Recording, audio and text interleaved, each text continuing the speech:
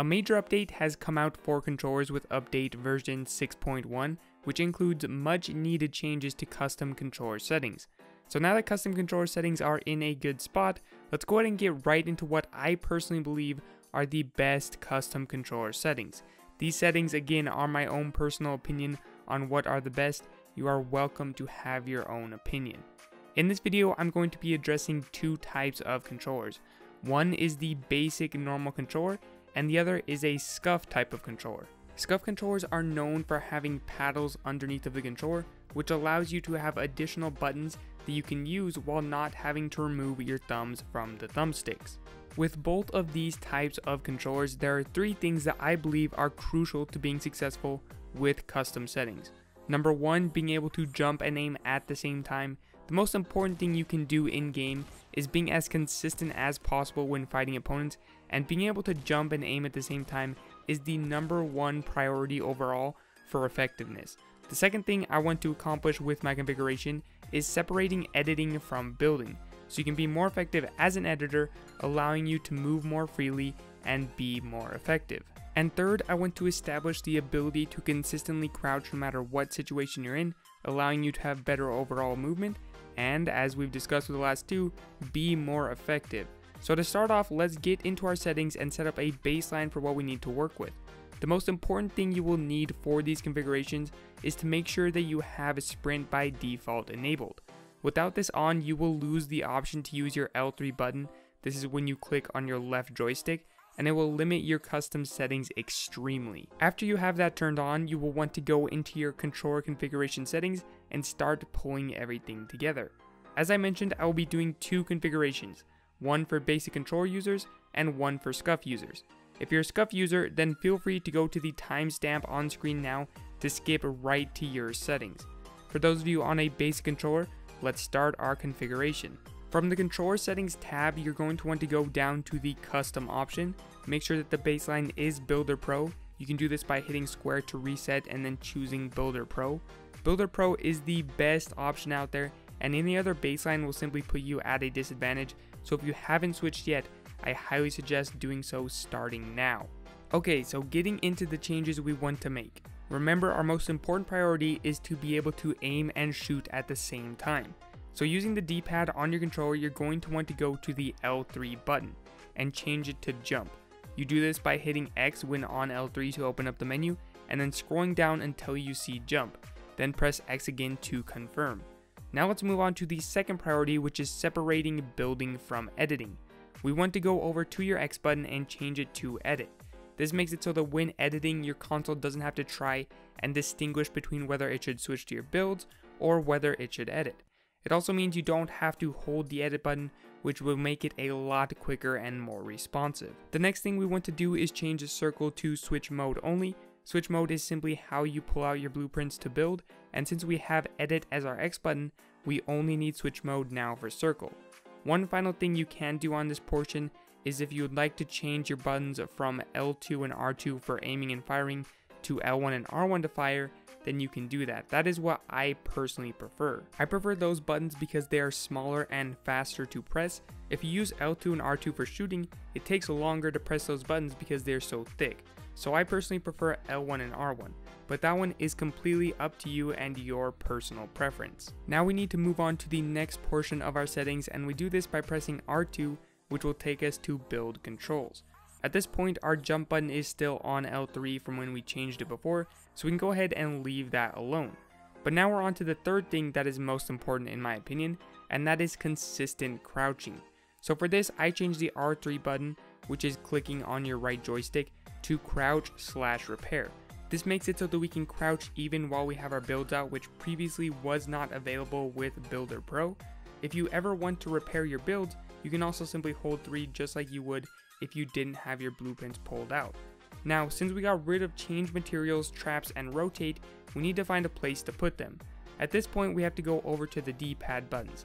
These buttons are definitely not the easiest to press, but unfortunately that's what we have to do in order to accommodate our needs. So for me, I chose the left D-pad to be my change material/trap, and my bottom D-pad to be my rotate button. If you don't feel like you need the ability to crouch while in edit mode, then feel free to just not change that option, but in my personal opinion, it can cause a lot of problems and really limit your mobility, so I prefer to have that ability easily accessible. The final thing you may want to change on this page are which buttons are used for building. I personally switched them so that they are the same as my aiming and shooting buttons from the previous page. Moving on, we're going to want to hit the R2 button again and go on to the final page. This page is actually brand new and what was needed in order to solve all of the problems initially introduced with custom controller configurations. First thing we want to do is we want to change our confirm edit button to X. This is so that when you are done editing, you are able to hit the same button as you used to open editing. If you want to choose a different button, you can, but it will just be slightly more confusing. After that, we're going to want to change our R3 button again to crouch. For this one, I personally prefer not to add the repair option. When I'm in the middle of editing, I never have the need to repair my build, so by not having repair as a secondary option, I eliminate the possibility of my crouch not registering, even though it is a very small chance. Since we used R3 for crouching, we now have to find a button for resetting our edits. For this, I would suggest L1. This makes it so that you don't have to take your thumbs off the thumbstick when resetting edits, which is crucial when trying to be as effective as possible. The final thing we need to do on this page is to make sure that your select button is the same as what you used to fire with. So if you fire your gun with R2, you'll want to keep it on R2, but if you're like me and you fire with R1, then you'll want to change it to R1. After that, we're going to go ahead and hit the circle button to confirm. Once you do hit this, a box will pop up saying that you want to have a sprint button, otherwise you'll have a hard time. But go ahead and dismiss that because as long as you have sprint by default enabled, you will be 100% fine. So those are what I believe are the best settings for a normal controller. Next, let's hop into the best settings for Scuf users.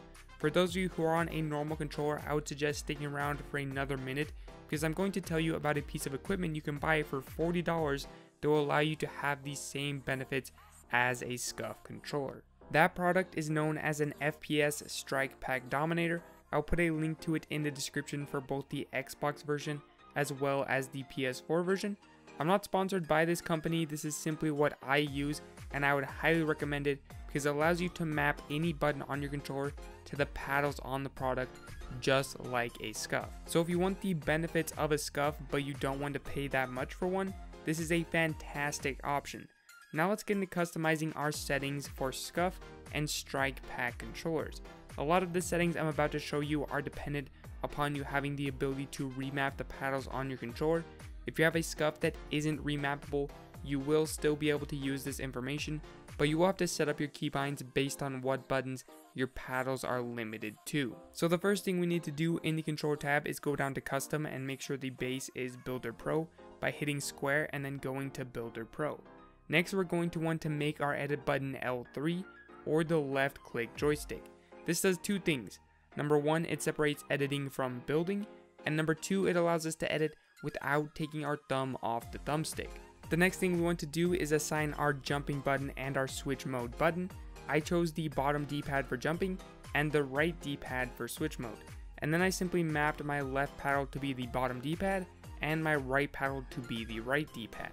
If your Scuf controller is not remappable, then I would suggest making the jump button the same as whatever your left paddle is assigned to, and the switch mode the same as whatever your right paddle is assigned to. Now since we freed up our face buttons, we can use X and circle for whatever we like.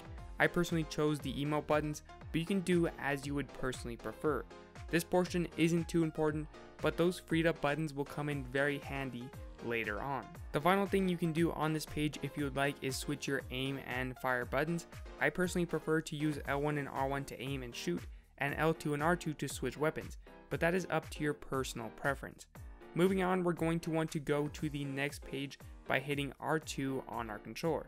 This will take us to our building controls. Our jump, edit, and switch mode buttons all transferred over to this point, so we don't need to touch those. The next thing I would suggest changing is your R3 button, which is clicking on your right thumbstick. I would suggest changing that to crouch/repair. This makes it so that you can crouch while in building mode, which previously was not available. And it also allows you to repair builds, which will come in handy in tough situations.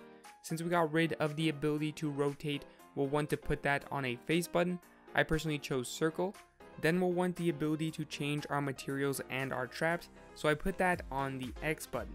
The final thing on the page I personally changed were my builds. Since I shoot with L1 and R1, I switched my stairs and walls to be the same as that. If you don't shoot using L1 and R1, then you don't need to worry about this. Moving on, let's go to the final page by hitting R2 again. This takes us to the brand new section, Editing Controls. This is where it all comes together. The first thing we want to do is assign our Confirm Editing button. We want this to be the same as our Edit button for simplicity purposes, so go ahead and make that the L3 button. Next, we want to still be able to crouch while in edit mode. For this portion, I would suggest only using crouch and not crouch/repair. I don't do repair because when I'm in edit mode, I don't have a need to repair anything, and I don't want the chance, albeit small, of the game confusing me trying to crouch with me trying to repair. So go ahead and go over to the R3 button and select crouch. Next, we need to find a place for the reset button. This is a button that you want to be able to access quickly, so I would suggest using the L1 button, because it allows you to not need to take your thumb off of the thumbstick, which results in you being as efficient as possible. The final thing on this page is that if you switch your fire button on the first page, you want to change your select button as well to R1. If you fire with R2, then go ahead and leave the select button on R2. Once you have everything set up, go ahead and hit the circle button to go back. A window will pop up warning you that you will have a bad time, but as long as you have sprint by default enabled, you will be fine. So there we have it. Those are what I personally believe to be the best settings. If you prefer other configurations, feel free to leave them in the comments. A lot of the decisions can come down to preference, but I truly believe that if you want to keep up with the best players in the game, then these settings are the best route to go. Anyway, that is all that I have for this video. I hope that it was informative. If you're new here and like this type of content, feel free to subscribe. If you'd like to support me by using my code Flaminator, that's FLAMMINATOR, in the item shop, I would greatly appreciate it. If you don't buy V-Bucks, that is completely fine. Your view is more than enough support for me. Again, that is all that I have for this one. Thank you so very much for watching, and I will catch you in my next video.